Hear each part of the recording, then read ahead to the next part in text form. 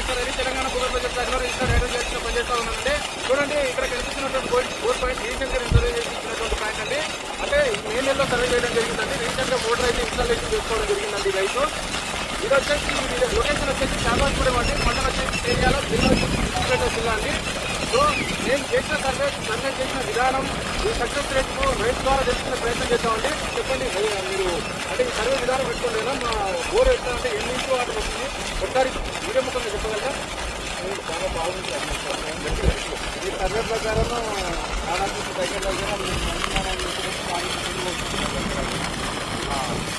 మాకు చాలా ఆనందంగా అనిపిస్తుంది.